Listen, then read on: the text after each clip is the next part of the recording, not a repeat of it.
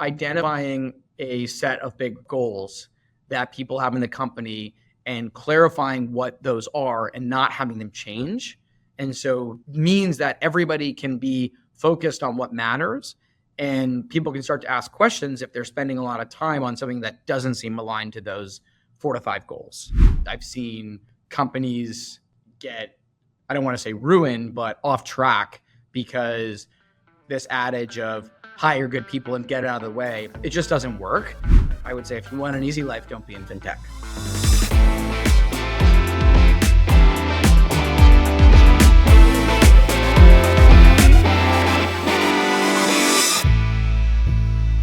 Hello, everyone, and welcome to Fintech Leaders, coming to you from New York City. I'm your host, Miguel Armaza, and I'm a co-founder of Gilgamesh Ventures, a venture capital fund that backs early-stage fintech entrepreneurs. If you enjoyed this conversation, I invite you to leave a review on Apple or Spotify so more people can learn about fintech leaders.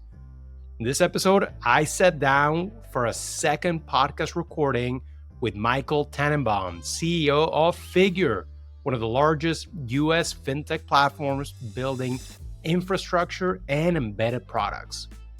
Founded in 2018 by Mike Cagney, also the founder of SoFi and past guest of the show, Figure is now the largest non-bank originator of home equity lines of credit in the US.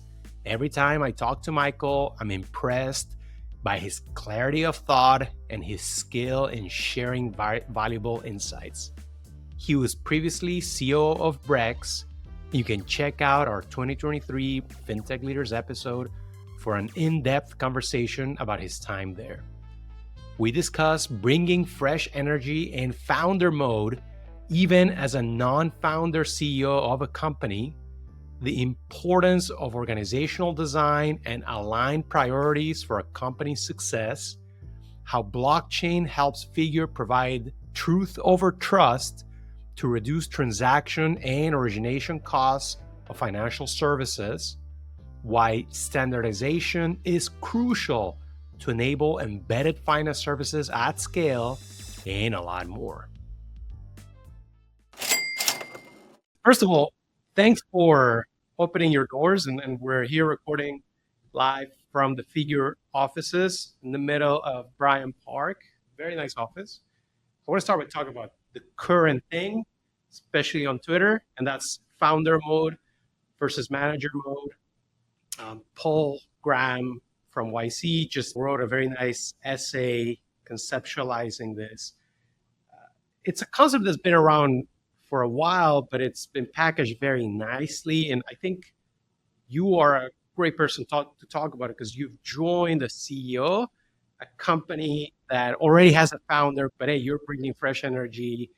And if this is going to be successful, you have to bring that founder mode, right? So Tell us how you think about it. Sure. I mean, I think it's actually something I've been thinking about for a bit because I first heard about it about a month ago when some people attended that YC event in August where Brian Chesky talked about founder mode. And I knew this was going to be a thing because a couple people came out of that and said, wow, like he talked about this concept and sort of goes against the conventional wisdom of how companies should scale. And I think for me, as you said, being technically a manager, right, coming in with a founder as chairman, and I would technically be in manager mode by my kind of role. But having been early at SoFi, where I worked with the current chairman, and now having been the first employee at Brex, I've seen what is required from a founder to make things work. And I was so early and relatively senior at Brex that I operated in that way as well. I think in general, I agree with the concept. I've seen companies get, I don't want to say ruined, but off track because this adage of hire good people and get it out of the way, it just doesn't work. If that was the way to do everything, then it would be really easy to run a company. All you have to do is get out of the way, right? And so I don't know why that was the conventional wisdom. I think in the boom times prior to interest rates rising, there was definitely this sense that all these other priorities, there was this like playbook to build a Silicon Valley company.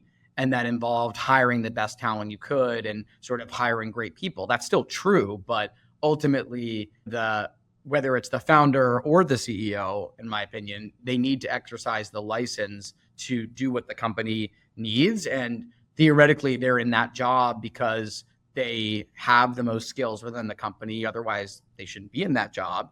And if they do, then oftentimes it could be more efficient for that person to be more involved in the business rather than try to remove that person from the business, right? Just conceptually, it may actually be a more efficient use of time and resources to have that person meeting more layers down in the organization, making sure people are on the same page rather than trying to filter that on through another person, just from an efficiency standpoint. So it's something that's really resonated with me.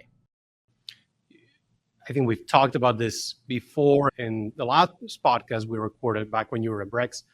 But what is the biggest difference, aside from the obvious, what is the biggest difference between employee number 1 and, say, employee number 10, right? Because in either case, you're not a founder, but obviously you're joining at a much earlier stage as employee number 1. Yeah. I mean, I actually don't think there's necessarily a huge difference just by, I never talked that much about employee number 1. First of all, there was some debate about whether I was 1 or 2, which isn't really worth getting into. But I think the real thing for me is, did you join pre-product market fit or after, right? Because finding product market fit, even if you're employee 23, by the way, there shouldn't be 23 prior to product market fit, but in the event, whether you were there while a company was trying to find product market fit is really, to me, the test of what just differentiates, because going through that experience is a big challenge, and sort of seeing how it happens is kind of one of those things that you can't replicate. And to me, that's a big distinction rather than specifically 1 or 10. So it's been 4 months since you joined Figure. I mean, obvious question, why join, first of all? Yeah, no, I mean, I think for me, the number one reason I joined is I thought Figure was a big idea. If you think about, because your audience understands fintech, within fintech, and I'll just use Brex as an example, there's all this work that has to happen to deal with the regulatory and capital markets aspects of fintech. So for Brex, right, we wanted to change the way corporate cards were done, but in order to do so, we had to come up with an underwriting model and a capital market solution to fund the credit aspect of the business. And ultimately today, people are selecting Brex because of the software, because of a lot of the features on the card, but the way that they underwrite and the capital markets aspect isn't really that critical to the customer experience, but it's immensely critical to Brex's success, right? Only very few companies in the corporate card space were able to figure out the actual credit and capital markets, and those are the successful ones. A lot of people tried debit or prepaid, and that's just not what people want. And this concept is true across fintech, right? That there's sort of the toll to pay, or there's sort of like a minimum amount of funding that you need to have and sophistication around underwriting and capital markets in order to access financial revenue streams. But yet the customer is deciding on other things. And so this is like a big problem. And with Figure, it's starting in the housing space, but more broadly, it's standardizing private credit through embedded finance and allowing people to access a set of not only capital markets buyers, but also underwriting policies that are sort of accepted by the market. And therefore, you don't necessarily need to hire a Michael Tannenbaum the way that Brex did early to get it off the ground. So in some ways, it's kind of making it easier to start fintechs, starting in the housing space, right? Starting with home equity and moving into broader housing. But Figure is doing it, obviously, with new technology, right? Leveraging blockchain. Maybe explain to us a little bit why Figure is more efficient than kind of the traditional way. Sure. So taking HELOC as an example, home equity line of credit, right? We're doing that in 5 days, which is sort of as fast as you can do given the rescission period that is required in housing loans. And we're doing it in around $500, right? Where the market is doing it in 45 days and $3,000. And that is because we are using new technology. We are underwriting more efficiently. So we don't actually have underwriters, right? We use a combination of Plaid plus tax return ingestion to identify income. We use a valuation model rather than hiring an appraiser. And so there's a whole bunch of things that we've done differently in the process, those being two examples, that allow us to move faster and do things more cheaply. And as being in fintech, though, the value of Figure is that anybody can sort of do anything when you're giving away money, right? Like you could say, oh, we don't do anything. We don't even check. We just hand out money, right? The question is, are you going to get paid back and will people buy those loans from you? So I think the value of Figure is that what we've done is rated AAA, right? And so we issue AAA securitizations in the market. And that means that the market has rating agencies, investors, buyers, warehouse lines have all signed off on what we're doing. And we've done 11 billion of it. From a blockchain perspective, to address that question, what we do as loans move through the capital markets, we only have to validate that data once, which is at the time of origination.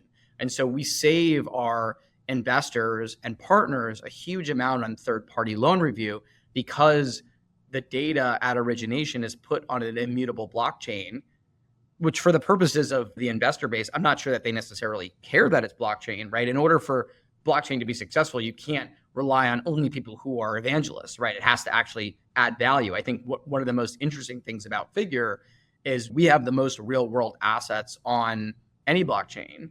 And that's because we've actually found an example, which I think Mike was really prescient about this when we were at SoFi, which was such a big capital markets company, to see the inefficiencies as loans move throughout the capital markets, right? From warehouses to securitizations to investors and everywhere in between. They change hands so much. And every time there's an independent third-party review firm that's compensated to review. And that's what we're going after there. Yeah, you're getting rid of that third-party review. And through blockchain, you're generating that trust, right? But capital markets don't care what type of technology is achieving this. They just care that they can trust it. Right. And actually, we use this phrase truth over trust, which means the value of blockchain is you actually don't need to trust, right? When you think about historically in financial services, the value would be, well, I trust JP Morgan Chase. They've been around since 1820. I don't know, right? Or American Express. I trust those brands, which does have value. I think the benefit of blockchain is you would say, well, this has truth to it, so I don't need to trust, right? That's kind of the step change. And like I said, there's going to be partners. Figure is 70% B2B. So most of what we do is embed inside other people's fintech companies, funnels, independent mortgage banks, and offer our HELOC and then other products, right? And those people, some care about blockchain, some don't. They just care about, is this cheaper for me?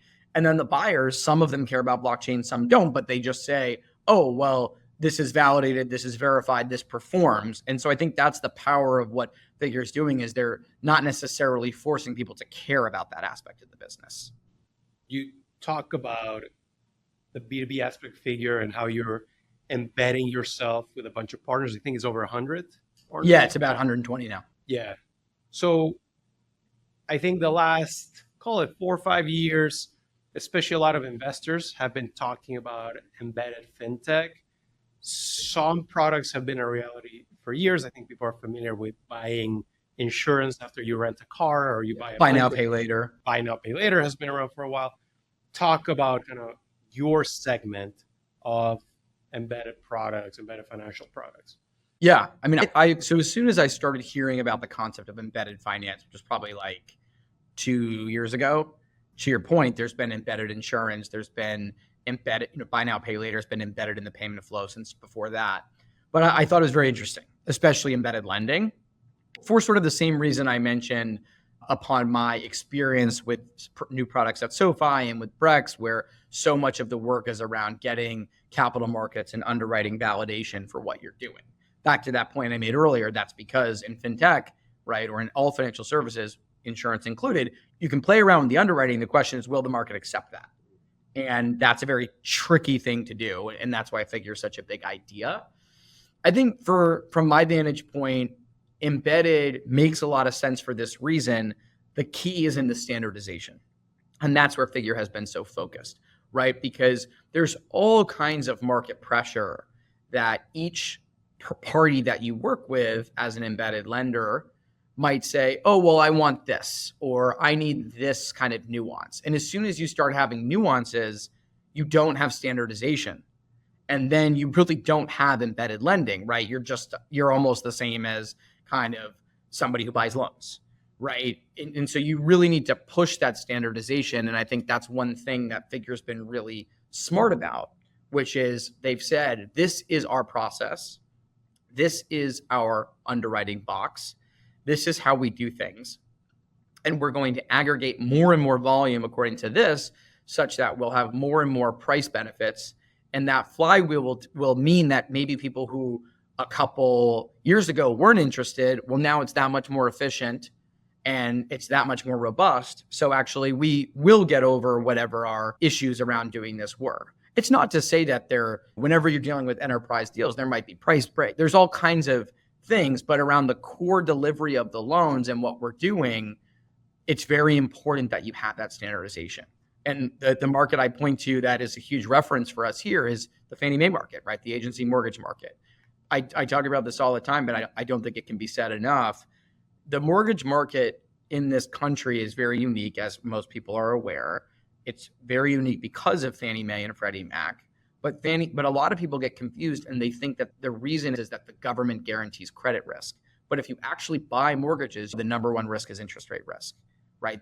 Mortgage pricing moves much more every day because of interest rate risk. And so, in fact, and the government doesn't guarantee that. The reason the market functions so smoothly and with such liquidity is because of that standardization.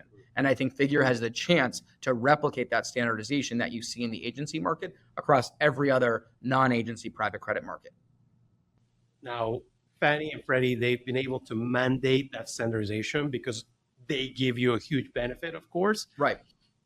As a private company Figure, how do you convince every party to go along that standardization? Yeah, I think that's where HELOC was very unique because it was a product that generally was kind of unloved. Actually, to Mike's credit, I think student loan was similar, right? Nobody wanted to touch student loans prior to SoFi. I mean, you couldn't refinance them. It was quasi-government world, very wonky. Banks didn't, and HELOC is similar, right? It was a bank-only product that was kind of losing favor. And you might have seen it like advertised at a local Bank of America branch on like a flyer. But other than that, there was no online version of it.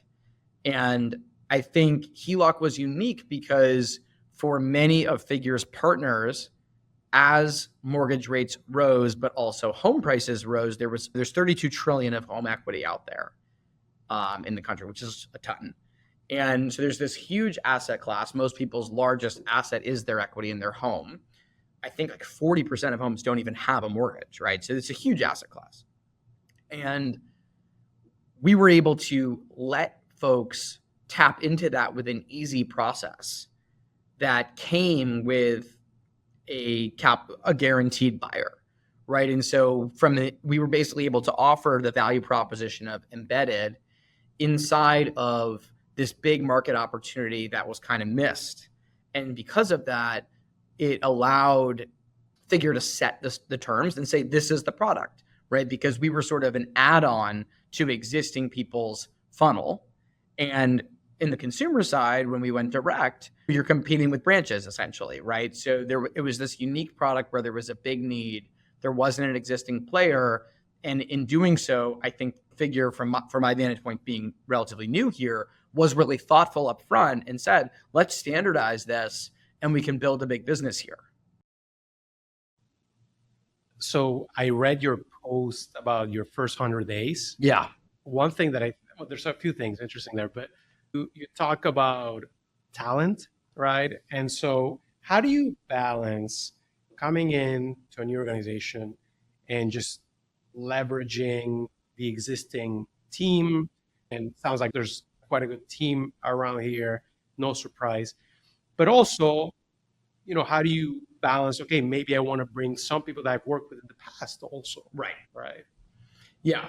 I think the first principle I had coming in was Figure is successful, right? So this company was growing a lot, profitable, doing well. So I didn't come in assuming that I knew better than any existing process. There's some things that one of the things that I kind of knew was going to be the biggest opportunity. And remember, I've worked with Mike before. I was an investor in this company in the Series B. I know June, who was a co-founder and head of technology for a long time. I've known TJ, who worked with me directly at SoFi. So I've been around the company. So through osmosis, I sort of had some senses. But the main thing was that Figure was the company that I'm in charge of today was a division where there was multiple different companies under one umbrella. And one of those was spun off as Figure Markets. And then this you could call RemainCo, although I don't like that term because it seems like we're like this, we're kind of like this, like we're not as cool, but we're cool. So I think that, but because of that, there wasn't necessarily leadership. There wasn't a full suite of leaders already because there were just some open roles. And also there were some legacy organizational changes. And I think organizational design is a strength of mine. And some of the way we were designed sort of reflected a legacy org structure. So that was something that I focused on. And the other thing is I tried to bring what I thought worked. There's lots of things that worked about Brex, lots of things that didn't work about Brex. Brex is also it's not done. So I can't speak in the past tense about it. It's ongoing. But one of this concept of big rocks that we had there, which is basically a set of OKRs for the company that don't change quarter to quarter. The numbers may change within them, but these are the 4 to 5 things that it's not my concept, right? It started at YouTube, but I took that concept and built a set of meetings and Slack channels and alignment around these things that we're doing. And sort of based on my read of the board meetings and spending time with people, what are the 5 things we're trying to do and sort of crystallize those, which I thought was going to add a lot of value in terms of collaboration. So for me, it was more around organizational design and orienting people around priorities than just making a ton of leadership changes. Can you talk a little bit more about this concept that you said comes from YouTube, but you've implemented? It sounds like you. Yeah, and look, different concepts work for different companies. I think a lot of things can work. I don't have any specific religion around it, but for me, I think identifying a set of goals that people have in the company and clarifying what those are and not having them change. And so means that everybody can be focused on what matters and people can start to ask questions if they're spending a lot of time on something that doesn't seem aligned to those 4 to 5 goals. And the other thing I try to do is just increase communication around those, which is why I mentioned sort of like a biweekly meeting that reviews the progress against those goals, as well as a Slack channels that also allow people to collaborate on those goals. Because in companies the size of Figure, say 400 employees, you definitely are past the everybody's on the same page because we're all in the office within earshot, right? And so it is very helpful to have that type of alignment and clarity on what we're trying to do and what we're not trying to do. We've talked about in the past about how you are a big believer of promoting from within. That was also in your post. I get it how you do it, but now that you are leading the company, how do you make sure that other managers within the company are also adopting that philosophy? Yeah, I mean, what I tell people, and it's very simple, the people that are this is what I tell people to do and also what I tell people to encourage, right? Which is if somebody wants the role internally, the easiest, I mean, you're never going to have more clarity than the fact that they're there, right? And so you say, well, start acting like it and let's see if you can do it, right? And then that usually either works or it doesn't. And if it doesn't, you're out running a search anyway, and you generally get more buy-in from the person because they understand that it didn't work and they have something to learn. And you gave a real shot, right? And it doesn't cost much because you already don't have the role. Typically, you already don't have the role, right? So as an example, to talk specifically, VP of Finance here was unfilled. I joined company, no CFO, no VP of Finance. I had been a CFO, so I wasn't as worried. But somebody came up to me internally and said, I know you're looking. I keep open calendar, right? I'm like, I know you're looking and I want the job. And I said, okay, well, I'm not going to give it to you now, right? I don't even know you, but I appreciated that, really stuck with me. I thought, okay, all right. I said, look, I have some people that I've worked with before. I've done this job. I have a clear sense for it, but start acting like it. We've got a board meeting in 2 weeks. You present the financials. right? And I basically engaged, again, founder mode before that was a concept, right? I was engaging at a level that probably normally a CFO would engage with the VP of finance, but we don't have a CFO, right? And so that allowed me to see whether this person was ready for the job. And to your point, my bias was that they would be, but I still looked around and I thought, okay, well, look, again, Figure's been successful. So this person's been director level, making things happen. Unless I have a real reason to believe that they can't do this job, then I'm going to give it to them. And that's what I did. So in the past, I mean, you mentioned you've been CFO in the past, but you've had other roles as well. You've been COO. I've been You've been CRO. Yeah, I've had CRO. my in-laws were making fun of me when I was named Chief Revenue Officer, because back in 2017, that wasn't as common of a title, and they used to call me Big Chief. Also, for a company with almost no revenue. Well, that was SoFi. SoFi had revenue. Oh, SoFi. Okay, Yeah. I thought it was Brex 27. No, Brex. Well, I've had a lot of different titles. I was Chief Financial Officer and Chief Business Officer, which also now is a more common title. But when I invented that title for myself, it was the less common. Which one is more handy for you today as CEO, or does it depend on the day on what you're doing? Yeah, I mean, I think it's less about which. I'll say that given the subject matter, I'm drawing on my time at SoFi Mortgage here certainly more than I did at Brex. But I think given the B2B nature, the Brex B2B sales process. So one of the big things I discovered at Figure when I arrived is the way we set it up was that sales and marketing competed. So sales was all B2B, marketing was all direct to consumer, and they were sort of not in a nasty knife fight way, but they were internally competitive. And from my experience at Brex, which was all B2B, right, with some sort of SMB, which behaves like consumer, but a lot of enterprise sales, marketing is all about enabling sales, right? And we didn't have as much that muscle here.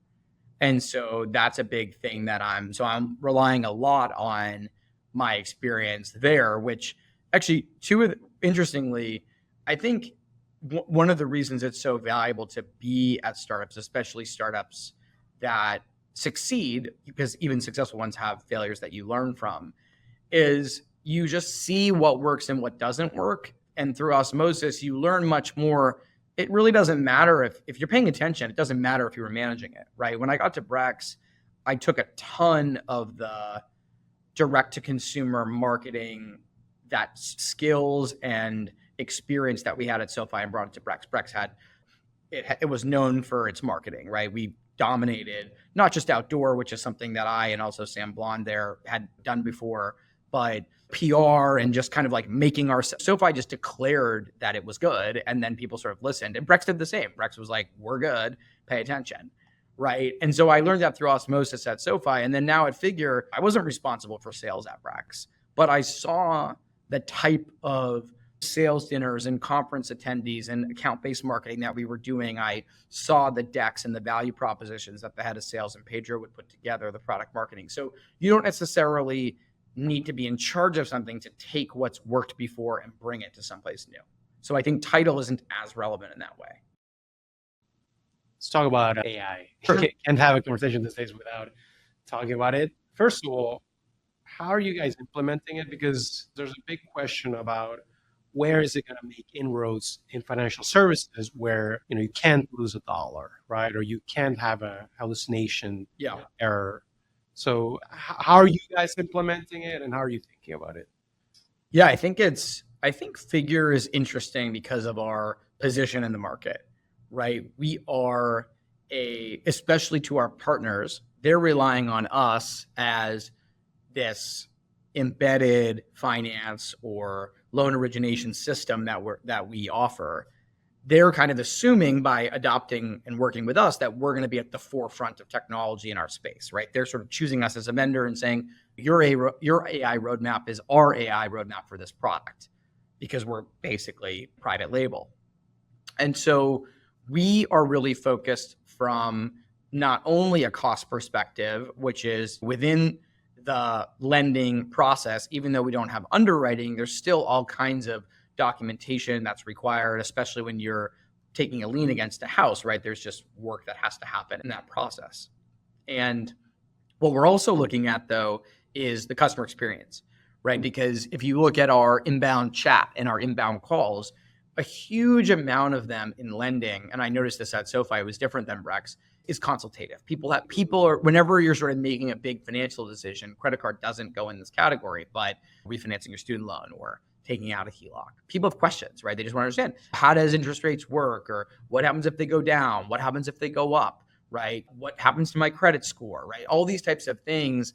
Those are questions that imagine you could interact directly with voice or chat that actually gave you the answers you're looking for right away, right? You don't have to wait for anybody. You don't have to. And I think those types of questions are actually questions where people would probably prefer that AI answer those than a random person that they don't know and don't know their qualifications. So Figure has this big opportunity, especially as voice AI improves in the coming months, to leverage that. Because I know for many customers, they have these questions and these questions don't come with obvious answers, right? And they don't necessarily, it's not like the people on the other end of the call is their financial advisor with whom they've been working for 10 years, right? These are random faceless people. And so I think that allows our internal people to focus on, again, the next set of more complex tasks that today people may not be getting to as efficiently because they're drowning in sort of answering the same question each day. And I guess related to this, can I ask you something? How is this related to the concept of future-proofing your business? Because I know you think about that. In a world where, AI or just any tech is moving so quickly, is the concept of future-proofing even possible? Look, I think that from my vantage point, fintech is one of the areas that is going to show its value over time more as AI proliferates, because there are certain aspects of, say, B2B SaaS that seem quite replicable. And you could imagine both incumbents and new entrants sort of attacking in this feeding frenzy of rebuilding some of these things. Of course, that simplifies a lot. But with what we've been talking about, right, and why I think Figure is such a big idea, there's regulatory and capital markets barriers to get it. You can't just unleash a bunch of engineers assisted by AI agents and co-pilots to rebuild what Figure does, because you're not going to all of a sudden, you can't AI your way into AAA, right? You have to still have the experience of the reps, the volume, right?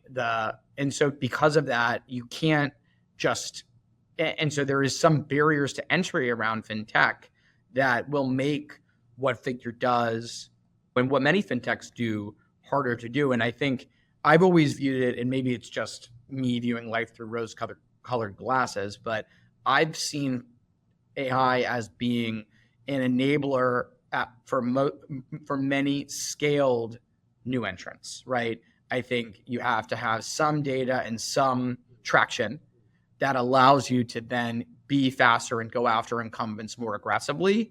I don't think it necessarily, at least in the fintech space, which is the only space I really speak about, it's the only space I know.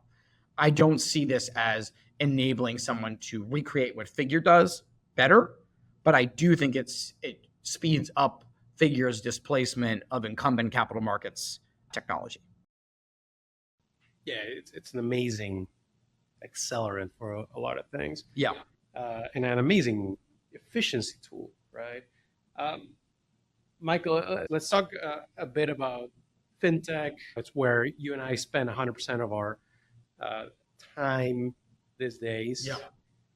So actually, I don't know if you saw it. We published a study, so Gilgamesh Ventures with Wharton, where we kind of analyzed the 15 largest fintech companies that have produced the most amount of founders. I have seen it. And SoFi was part of it, of course. It was one of the leaders, right? Absolutely. It was a top 3, I believe. Yep. And Brex was also there. and it was the youngest company to be in the top 15. Well, what's the common link between those two? I know one. I know one common link. No. Yeah, like I guess my read of those things, I think SoFi was an unbelievable place to work. It had a lot of talent there. I think it was also in a moment in time. So I joined there 14 through 17. You were kind of seeing the end of the 1.0 lending businesses and the beginning of payment businesses and a lot of B2B fintechs that kind of emerged from there, data businesses. And so it was a really talented group of people and not a surprise. I think Brex similarly was a company with a really high quality talent bar. And Brex hired a lot of folks right out of school, Stanford, et cetera. And those folks went on to do things. And I think that does get back to the part of the promote from within is also make sure that people are always pursuing the best opportunities internally and externally, because ultimately that's going to get you the best people. And you have to kind of acknowledge when the best opportunities are outside of the company. It's obviously not your preference and you work like crazy to do that, but there are just going to be some times where people have to go. And I think that's something that Mike understood. And when it was my time to go at SoFi, he kind of understood that. And I think that's something that the best leaders know. There was one interesting stat that not every founder that has left these companies has built or is building a fintech company. In fact, the majority were building outside of fintech. That said, Brex had the highest number of fintech builders. I think 23% of the people who left Brex to start a company are doing it in fintech. Sure. Any clues as to why that is? Look, as they say, or as I'm adopting, my wife's an architect and I'm adopting a Zaha Hadid quote for people who know who that is. She says, amazing architect. She said, if you want an easy life, don't be an architect. I would say, if you want an easy life, don't be in fintech. So I think there's definitely people who are like, look, there's just the rules, the money movement is too much, right? And I think a lot of times people who come from outside of fintech, there's going to be a few people that come in and they love it. But there's some people, you're working at Google, right? And it's like, oh, that was easier, right? And so, and no disparagement to them. But it doesn't totally surprise me. I think that then there's also people who look at AI and probably agree with what I'm saying, which is fintech is going to be one of those areas that is more complex, right? And you start to see people writing about this concept of hard startups and that the kind of the easy wins in B2B SaaS have been picked over, and the next generation of big companies is going to be doing harder things, whether it's hardware or aerospace or defense or financials, right? And so that may be a perspective as well. And I think people who are part of that philosophy probably see that. The other quote I'll give you that I like a lot is a phrase. It comes from Mark Twain: write what you know. I've always followed that, right? It's something that my mom used to say to me. And so I know fintech, and the phrase originates from, if you're going to be an author, write about your own experience because that's what you know. But for me, like at this point, 12 years in or whatever I am for fintech, that's what I do. Yeah. And then hire for what you don't know, right? Yeah. But not in a way that puts you in manager mode. Good point. Michael, any favorite books that have inspired you over the years that you recommend often? I'm a big quote person rather than a book person, but quotes often come from books. I think there's this, it's now become a bit trite because others talk about it, but before that people talk about this phrase, the man in the arena. Could be women in the arena, but the point is, the beginning of that quotation, which is Teddy Roosevelt, is it's not the critic that counts. And that's the part that always stuck with me. It's very easy to sound smart when you criticize, and it's very easy to criticize, right? It's much harder to do. And the whole concept is when you're actually in an operating business, living the day-to-day, the vicissitudes of that, a word I like, you see these ups and downs and you experience them and you live them. And I think that gets back to kind of my first principle when I got here, right? It's super easy to come to a company and criticize everything. I think harder to look at what's working and try to do more of it. And so I kind of live by that. A lot of that's in that quotation I live by. But in terms of books, I actually generally read more fiction than I do nonfiction. And final question, what's it like working again with Mike Cagney?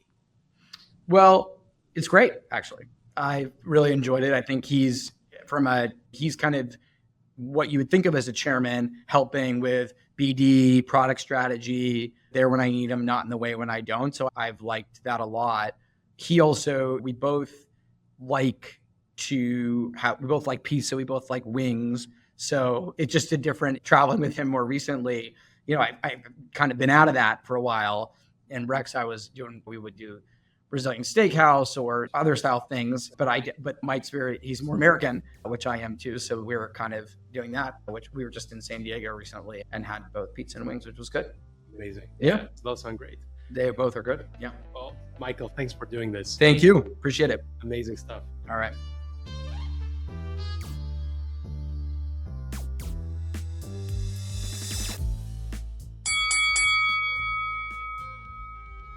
Thanks for tuning in. I hope you enjoyed this great episode with Michael Tannenbaum, CEO of Figure. If you want more interviews, make sure to subscribe, follow, and leave a review on Apple, Spotify, or wherever you get your shows. It helps and means a lot. And if you have any suggestions or thoughts about the show, just drop me a line on Twitter or LinkedIn. Signing off till next week, I'm your host, Miguel Armaza.